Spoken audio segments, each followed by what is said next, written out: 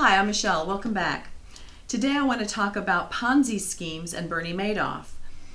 People talk about Ponzi schemes, and I'm not sure that everyone knows what that really means. Ponzi, P-O-N-Z-I, is a name that was the last name of a man, Charles Ponzi. He was born in Italy, came over to the U.S., spent some time here, got in some trouble, went to Canada, got in some trouble, came back here, and then was finally deported and died in Brazil. He actually didn't invent this scheme. He worked it.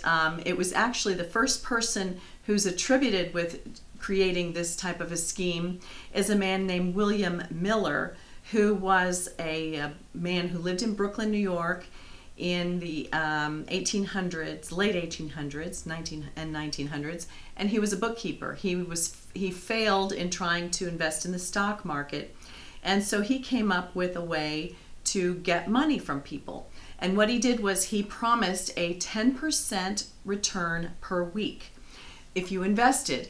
And a few people came in and gave him money.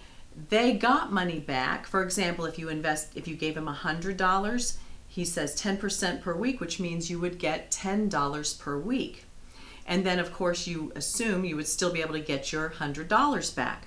But you can imagine if I give somebody $100 and I get $10 a week, well, it only takes 10 weeks. I've made my money back. 20 weeks, I've doubled it, and so forth. Well, what he didn't say is exactly what he was doing with the money. He told them he was investing it to create a return. Nobody ever verified it. Nobody asked for any information. Word of mouth spread, and the people who at the beginning got money would tell their friends. Soon there were piles and buckets of money on his doorstep to be invested. Eventually, the whole thing unraveled, and he was punished. Charles Ponzi came over to the U.S. and had his own attempts at somewhat legitimate employment. And he and a couple of others came up with a scheme and this involved, what they told people was that they were going to buy international reply coupons, which some places have these still. But I'd never heard of it till I started looking into this, to be honest.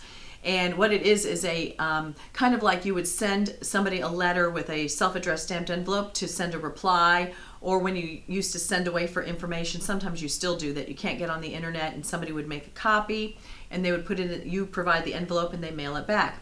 Well, this is similar to that, only it works internationally, and it was like an international stamp where then the person who received it could just turn around and send the information that you requested back.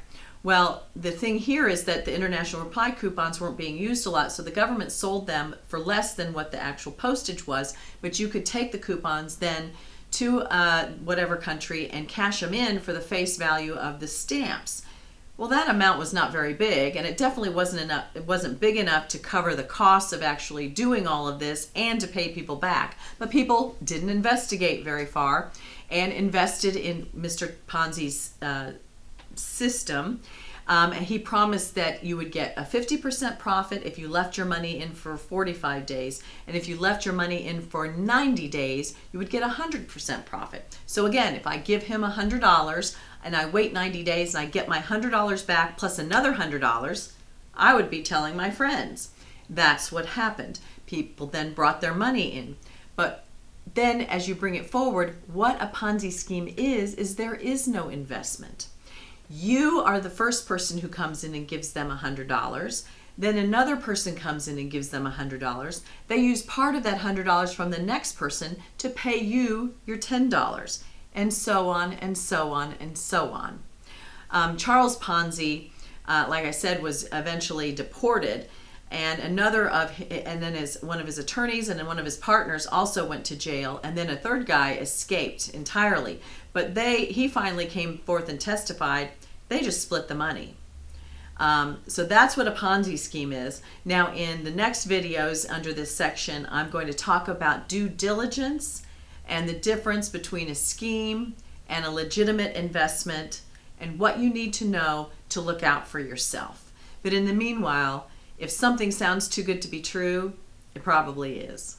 All right, if you enjoy this video, if it helps you at all, please leave us a comment. And if you want to hear about the next videos that are coming up, you can follow us on Twitter or Facebook or subscribe. Thanks, and I'll see you next time.